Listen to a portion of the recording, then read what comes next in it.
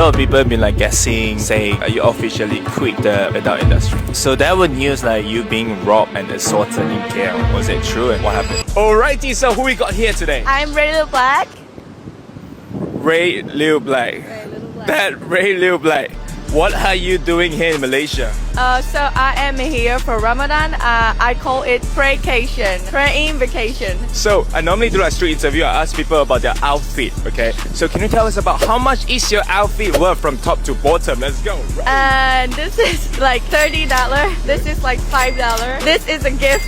I would say less than 50. Assalamualaikum, Rae. So we heard this your So we heard this your first Ramadan, right? How's it going so far? This is my first Ramadan in my life. I'm thirsty and stuff, but I was worried a lot before I start Ramadan. But now I feel like I am guided and He is helping me. Are there any challenges or obstacles ever since you started like practicing Islam? Since I started practicing Islam, of course, my background is adult industry, and then some people not welcome, and then some people don't believe. But seriously, for me, it doesn't matter so much. But sometimes it's hard to know that some people are not welcome and then get some harsh comments. So what makes you decide to start learning about Islam? Actually, it's very interesting because I went to Bali, I went to Indonesia, and then right after, coincidence, but I came to Malaysia, and then I met a very nice people here. The first time I came here 6 months ago, and then I wear hijab for the first time in Malaysia, and then right after this, it's coincidence, but I went to south of Thailand, which there are a lot of Muslim people live, and then these three things happen for a reason. I think I met these people, and then I would like to understand them, and then to understand them deeper, I want to study Islam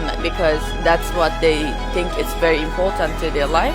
So I decided to study to understand them and to become a better friend. Are there any moments like, yes, this is it for me? So I have been struggling a lot with my life and depression for past 5 years or more. In Thailand, before I went to temple and stuff, but I didn't feel any connection. I went there, pray, but didn't feel anything. And then I started to practice Islam. At some point, I started to learn how to pray. One time I went to masjid, and then I felt so special. I felt so easy. I felt my heart is lifted and light. At that point, I was like, okay, you know what? I feel something. Okay, let me learn how to pray properly and then study more and practice Islam more. That's the moment when I thought this is it. Wow, impressive. How did your friends and family reacted when you told them you're like practicing Islam? My parents are Buddhist. I'm from Japan, so they're Buddhist. Almost all my friends are Buddhist. I told my parents like, hey, I am now practicing Islam and I'm praying. They're like, okay, you know what? We are Buddhist, but if believing this religion makes your life easy, makes your heart light, okay, we don't care. Just do it. That's lovely. That's lovely. How many times have you come to Malaysia again?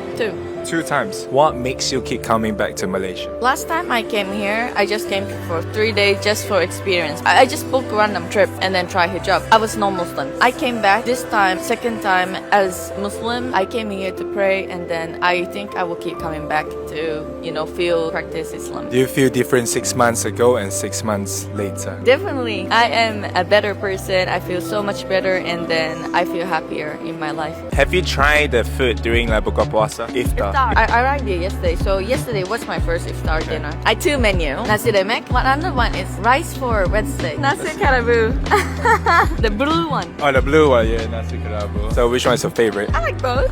You like both. So how did you prepare for your sahur? In the morning, the hotel that I'm staying, they have like a sahur set. So I had like a lot. So there were news like you being robbed and assaulted in KL. Was it true and what happened? So this is definitely not true. Media exaggerate what I said. Please, internet, don't believe all the information on the internet. What I said is some people followed me and stalked me on the street, and then at some point he grabbed me like this, but that's it. I wouldn't consider this as an assault. Maybe he was drunk. Of course I'm pretty. Yeah. It's not good thing, but it's not that I'm robbed or assaulted. So a lot of people say that they're gonna think like Malaysia is not a safe country. Do you think that Malaysia is a safe country? This is my 4th time here, so I cannot say much, but I don't feel any danger. Maybe if you go to like a touristic place, maybe it can happen, but it's everywhere. It's not only about Malaysia. A lot of people have been like guessing, saying you officially quit the adult industry. I would say yes, I quit. So no more. No. To be honest, you are impressive because like at such young age, go through so much. Yeah. All these comments, normal people can't stand it, can't bear with it. How did you go through all these negative comments and all these things online? First, when I started, I was caring so much, like, oh, why you say this? Why you say ugly? Why? But at some point, you're like, okay, you know what? I don't care. I don't check all the comments. I don't check all the DMs. You feel bad because you keep checking online. You keep checking, opening your phone and opening your comment section. That's why you're hurting yourself by opening it. So for me, I was like, okay, you know what? I think I am too addicted to social media, too addicted to internet. So hey, this is making me feel bad. So let's not open. Let's read books more. Let's go outside more. Let's run. Let's do sports more. And then now I feel better because I don't check often. If you don't see it, it's not there. Yeah, if you don't check it, you feel bad because you are opening your phone 1 hour to check every comment, see what they're saying. You probably see a little bit, but if it's a little, okay, you say like, okay, I don't know this guy, I don't care. Yeah. What one message you would like to share with your followers about this spiritual journey? Alhamdulillah, I feel so much help from the God, Allah. I feel guided every day. I feel so much peace. I feel all the blessing every single day. For some people worry about me because I get a lot of bad comments, but please don't worry. I know that what matters is the intention between me and God. I believe this, and other things, it doesn't matter to me. A lot of young people out there is like lost, overwhelmed. Any advice for all these young people out there? I have been struggling a lot of different reasons. I cannot say when you can overcome, when you feel better, because I didn't know, and then I wouldn't know if it's coming back or not. But you are okay to feel that way, and then you are okay to keep feeling that way. You don't have to pressure yourself to feel okay. If you feel this way, depressed, whatever struggle, you let it be so that you can keep digesting your feeling. At some point, when it's gone, you feel it like, okay, I think now I can do it again. It's more like face it, don't avoid it. Let's say if you can go back to 10 years ago, what would you tell your younger self? Be nice to people, show respect to people, be a good person. Are there anything like for the past 29 years that you are like regret doing so? To be honest, I don't have any regrets. People ask me, do you regret your career path? I would say no, because I know that it's sinful in Islam. But if this didn't happen, if I didn't go to adult industry, I didn't find Islam. I was struggling so much, not by